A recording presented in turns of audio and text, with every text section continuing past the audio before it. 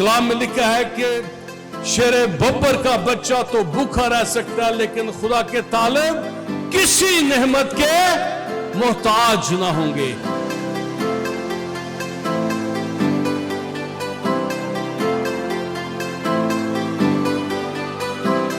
खुदा जिंदा है, वो मौजूद है और वो अपने वादों में सच्चा है। आसमान और जमीन टल सकता है, लेकिन उसके जो वादे हैं, उसका जो कलाम है, वो नहीं टल सकता।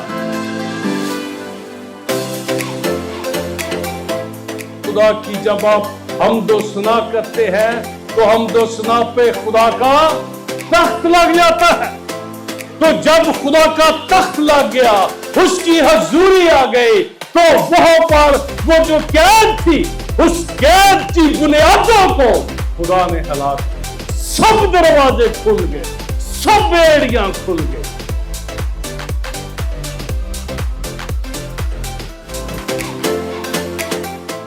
खुदा रूह है और वो ऐसे प्रस्ताव ढूंढता है जो रूह से और सच्चाई से, लगन से, मोहब्बत से, पूरी चाहत से, सरगर्मी से खुदा उनकी प्रस्तुत और इबादत। हालेलुया।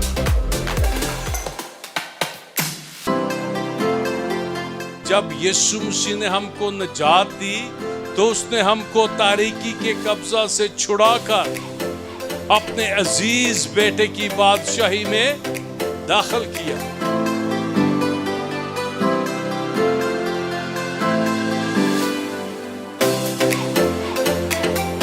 जब हम कलाम के साथ एक हो जाएंगे, तो मेरे अजीजों, हमारी जिंदगियों में खुदा का जलाल भी जाहिर होगा, मौजूद भी जाहिर होंगे।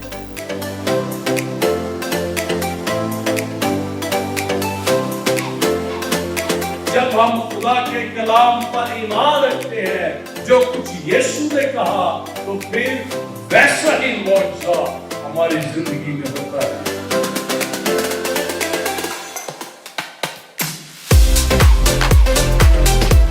खुदा के कलाम को अपने दिलों में कसरत से बसने दो, तो फिर जो कुछ हमारे दिल में कसरत से बसा होता है, वो ही हमारे मुंह पर।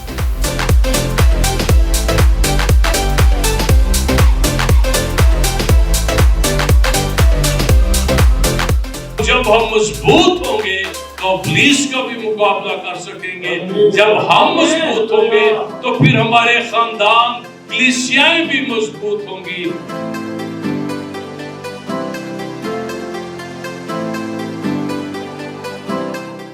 मेरे अजीजों, जब हम बरकत दूसरों के लिए चाहेंगे, हमारी जिंदगियां भी बाबरकत होंगी और फिर इब्लीस को मौका नहीं मिलेगा कि वो हमारी जिंदगियों पर हमला करे।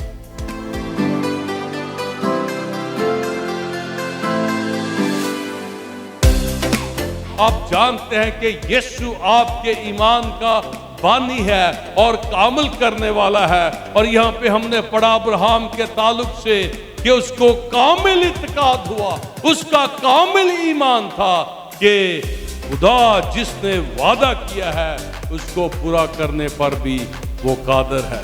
हालेलुया।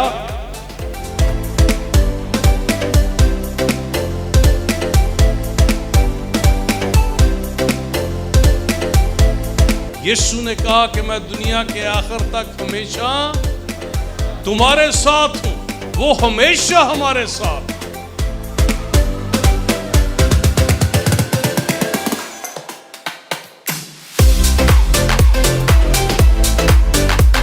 खुदा ने हमसे मोहब्बत की है, उसने अपना बेटा बख्शा है और हमने उस पर ईमान लाना है ताकि हम हमेशा की जिंदगी पाएं और दोज़ख की आग से बच जाएं।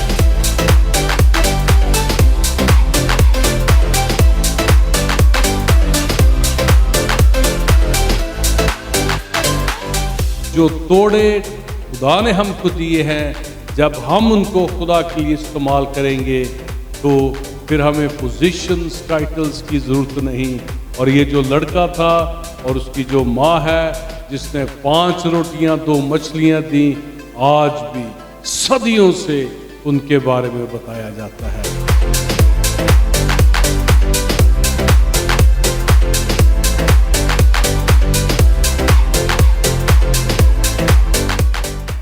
आप खुदा का काम करना चाहते हैं, ना अपने जोर से कर सकते हैं, ना अपने असर और रसूख से कर सकते हैं, ना अपनी ताकत से कर सकते हैं, बल्कि सिर्फ और सिर्फ खुदा के रूह से कर सकते हैं।